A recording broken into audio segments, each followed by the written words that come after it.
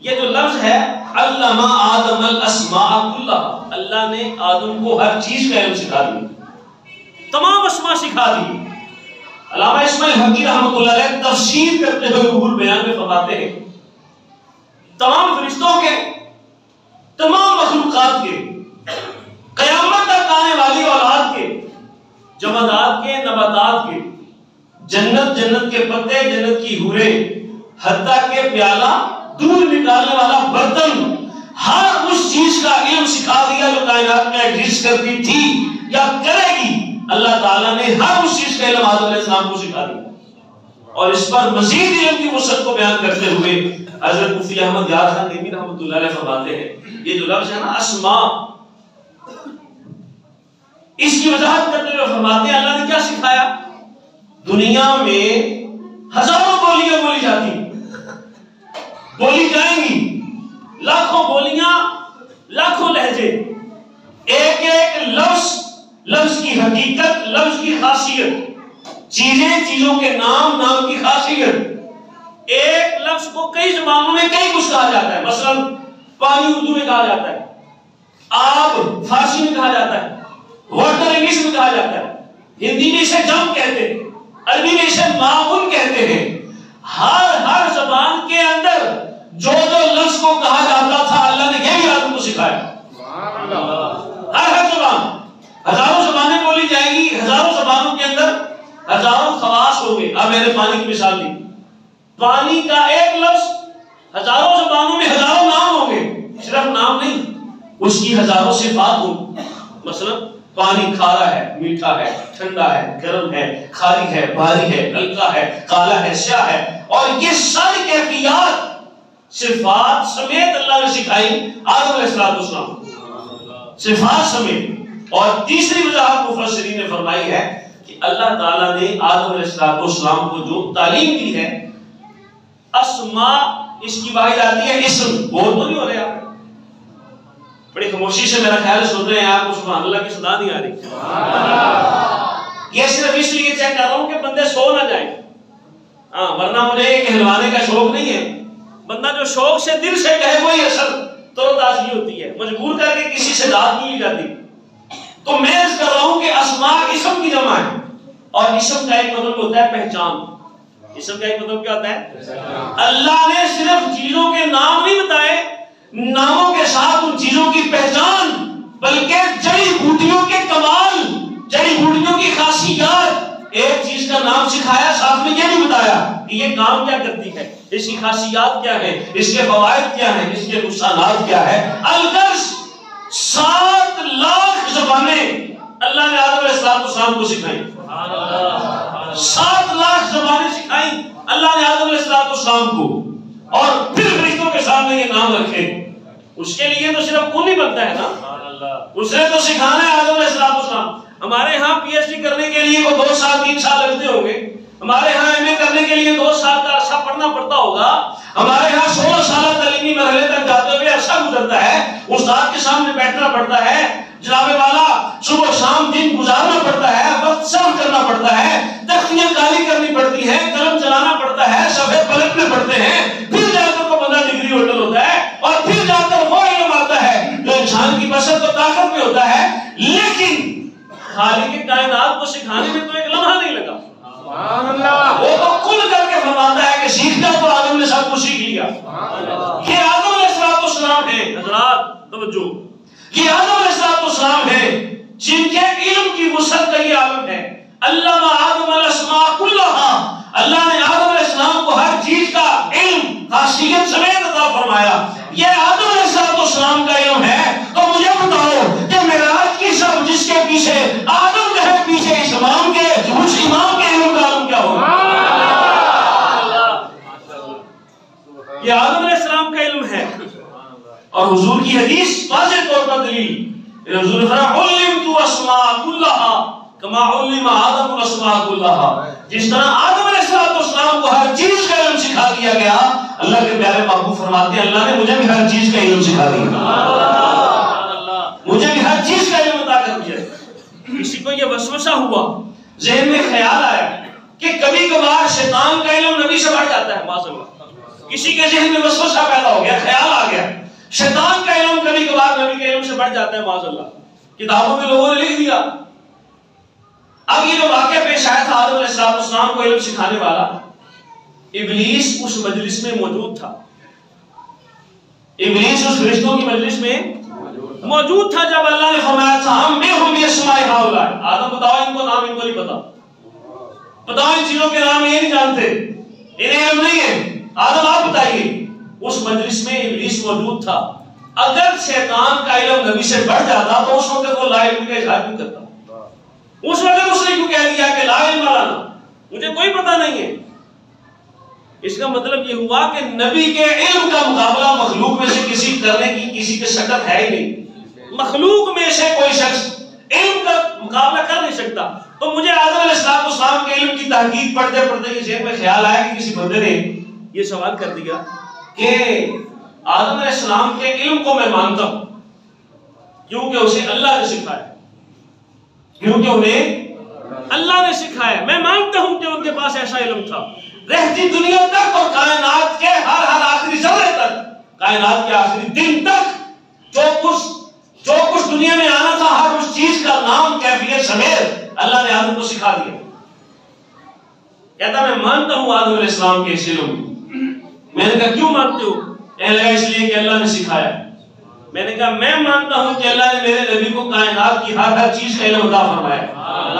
کہتے آپ کے پاس کیا دلیل ہے؟ میں نے کہا اگر تیرا قرآن یہ کہتا ہے، میرا قرآن یہ کہتا ہے علم آدم الاسماء کلھا، تو میں نے کہا پھر سورہ قلم اٹھانا، اقرأ باسم ربک الذی خلق کی آخری آیات پر خالق کائنات کیا فرماتا ہے؟ اللہ فرماتا ہے علمک ما لم تکن تعلم. حبیب جو کچھ آپ نہیں جانتے تھے آپ کے رب نے آپ کو سب کچھ سکھا دیا. میں نے کہا اگر یہ تسلیم کرتے ہیں کہ آدم کو اللہ نے سکھایا تو ہم یہ تسلیم کرتے ہیں میرے محبوب کو بھی اللہ نے سکھایا.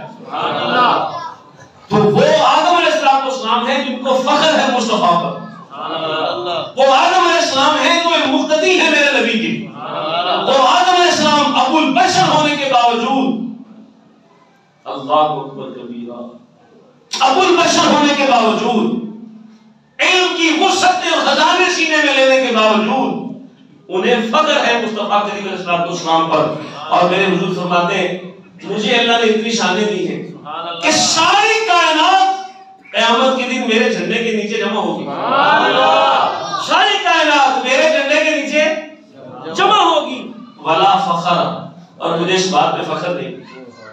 حضور کیا فرماتے ہیں؟ مجھے اس بات پہ فخر نہیں. ساری کائنات میرے قدموں میں جمع کر دی جائے گی قیامت کے دن، مجھے اس بات پہ فخر نہیں.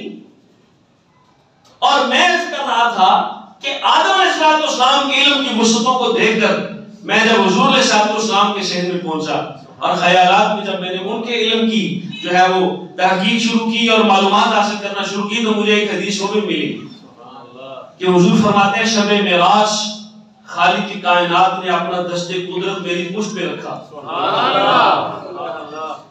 میری پشت پہ رکھا دست قدرت، جیسا اس کی شان کے لائق تھا اس نے دست قدرت میری پشت پہ رکھا. فعلمت ما کان وما یکون، جو کچھ ہو چکا ہے اور جو کچھ ہوگا سب چیزوں کا علم میرے سینے میں ادھیل دیا گیا. سب چیزوں کا علم. اب آئیے نتیجے کی طرف کہ خالق کی کائنات نے فرشتوں کو سجدہ کروایا. کیوں کروایا سجدہ؟ علم کی بنیاد پر. کس کی بنیاد پر؟ علم کی بنیاد پر. مسلمانوں کا سب سے بڑا شیوا یہ تھا کہ یہ علم دوست تھے. یہ علم دوست تھے. علم کے ساتھ عشق تھا، علم کے ساتھ لگن تھی، علم کے ساتھ پیار تھا. اس لیے زمانے پر چھائے ہوئے تھے. اسلاف ہمارے زمانے پر چھائے ہوئے تھے، علم کو سینے سے لگایا ہوا.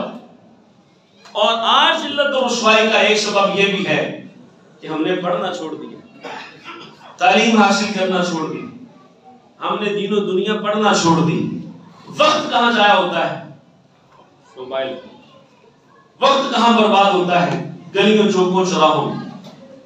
میں بڑا حیران ہوتا ہوں کہ تہذیب ہماری ہے علم،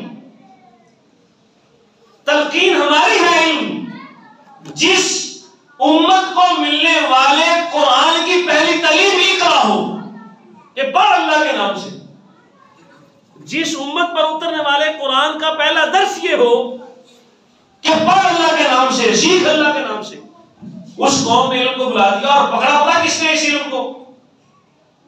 معذرت کے ساتھ ٹوکیو، جاپان، انگلینڈ اور یورپ کی اکثر کنٹریز کے اندر اسٹیشن کے اوپر لائبریریاں ہیں. ٹرین اسٹیشن ہو، ہوائی اڈے ہو، یا ٹرین ریل اسٹیشن ہو، یا بس اسٹاپ ہو، ہر ایک اسٹاپ کے اوپر کتابوں کا مرکز ہے. ایک بندہ وہاں سے اپنا نام انٹر کروا کے کتاب لے گا، جتنا اس نے سفر کرنا ہے اس سفر کے دوران دوسرے اسٹیشن پر اترے گا، اس نے کتاب پڑھ لی ہے تو کتاب آپ جمع کروا دے گا. اس کے ٹرین کا سفر بھی بغیر پڑھے ہوئے نہیں گزرتا. انگریز لباس ان کا پورا ہو یا نہ ہو، وہ سمندر کے کنارے لیٹے ہو، الٹے ہو یا سیدھے ہو، ان کے ہاتھ میں یا کتاب ہوگی یا اخبار ہوگی. کبھی مشاہدہ کر کے دیکھیں. وہ علم کے ساتھ ایسے وابستہ ہوئے، جڑ گئے کہ طبیعت ثانی بنا لی انہوں نے. ان کی ریسرچ اتنی بڑھ گئی، حالانکہ یہ تحقیق کا میدان مسلمانوں کا تھا، یہ سیکھنے کا میدان مسلمانوں کا تھا، یہ پڑھنے کا میدان مسلمانوں کا تھا. ایک مثال امام محمد رحمۃ اللہ علیہ، وہ امام محمد جن کو اللہ نے ایسا حسن دیا تھا کہ کافر دوڑتا ہوا آ کر کہتا ہے مجھے کلمہ پڑھائیے، مسلمان کیجیے. آپ نے کلمہ پڑھا کر مسلمان کیا. بعد میں پوچھا یہ بتا تو مسلمان کیسے ہوا، کس وجہ سے مسلمان ہوا؟ کہتا بس اور کوئی وجہ نہیں پتا، میں نے سوچا جس نبی کا چھوٹا محمد اتنا پیارا ہے اس نبی کا بڑا محمد کتنا پیارا ہوگا. کلمہ پڑھ کر مسلمان ہوا. وہ امام محمد رحمۃ اللہ. بازار میں پتا چلا کہ کتاب بڑی نایاب آئی ہوئی ہے، بڑی نایاب کتاب ہے اور دنیا میں ایک ہی نسخہ وہ موجود ہے. آپ اپنے گھر میں گئے، کچھ بھی موجود نہیں تھا، سامان پیسے نہیں تھے خریدنے کے. آپ نے اپنے گھر کا بالا شاہتیر اتارا جس سے گھر کی چھت بنی ہوئی تھی. وہ ایک طرف سے چھت ادھیڑی اور اس کا بالا اتارا، وہ بیچا، اس کی قیمت وصول کی اور کتاب لے لی. لوگوں نے کہا حضرت گھر کا کیا کریں گے، رہنے کو چھت چاہیے. فرمایا زندگی میں گھر بہت مرتبہ بن جائے گا لیکن کتاب دوبارہ پتہ نہیں ملے گی نا. یہ عشق تھا ہمارے اسلاف کو علم کے ساتھ، اور ہم اتنے ہی پیچھے علم کی دنیا میں پیچھے کے پیچھے نکلتے چلے جا رہے ہیں. اس لیے آج بھی اگر زمانے پر کسی کو فوقیت ملے گی تو قانون قدرت یہی ہے، جو صاحب علم ہیں، جو دانشمند ہیں، جو عملی طور پر میدان میں اتریں گے، میدان انہی کا ہوگا. آج ہمیں اپنے علم سے جڑنے اور وابستہ رہنے کی ضرورت ہے. اور علم کا پہلا مرکز خدا کی کتاب قرآن، پہلا مرکز قرآن ہے، علم کا خزانہ ہے. دوسرا مرکز نبی کا فرمان ہے، حدیث رسول. باقی جب بھی میں بات کرتا ہوں کہ علم حاصل کریں تو میں قید لگاتا ہوں کہ علم دین کی ضرورت ہے، بہت زیادہ ضرورت ہے علم دین کی بھی. تو جو تلقین کی گئی قرآن و حدیث میں علم سیکھو، علم سیکھو، علم سیکھو، اس سے مراد دین کا علم سیکھنا ہے. دنیا کے سیکھنے پر پابندی نہیں لگائی گئی. فلکیات سیکھیے، جیومیٹری سیکھیے، فزکس سیکھیے، کیمسٹری سیکھیے، بایو سیکھیے، دنیا کا کوئی کام سیکھیے، پابندی نہیں ہے. لیکن اللہ نے فرمایا کہ جتنے علم ہے ظاہرا من الحیات الدنیا، یہ ظاہری دنیا کے لیے تو ہے، لیکن فرمایا اکثرهم لا يعلمون، اکثر ایسے ہیں جو حقیقت نہیں جانتے. وهم عن الاخرۃ هم غافلون، وہ آخرت سے غافل ہیں. اس جہالت پر گفتگو کرتے ہوئے مفسرین نے فرمایا اس جہالت سے مراد وہ جہالت ہے کہ انسان دنیا کے بڑے بڑے حساب کتاب فوراً حل کر لے، لیکن اسے نہ پتا ہو تو نماز کا پتہ نہ ہو، اسے نہ پتا ہو تو جنازے کی تلقین اور دعا نہ آتی ہو، اسے نہ پتا ہو تو اسے اپنی زندگی گزارنے کے طور طریقے نہ آتے ہو، اسے نہ پتا ہو تو طلاق اور نکاح کے مسائل پتہ نہ ہو، اسے نہ پتا ہو تو لین دین کے معاملات کا پتہ ہو، اسے نہ پتا ہو تو معاشرے کے اندر آداب کیا ہیں جینے کے وہ معلوم نہیں ہے. اس علم کی طرف تلقین کی گئی کہ یہ علم انسان کے اخلاق سنوارتا ہے. یہ علم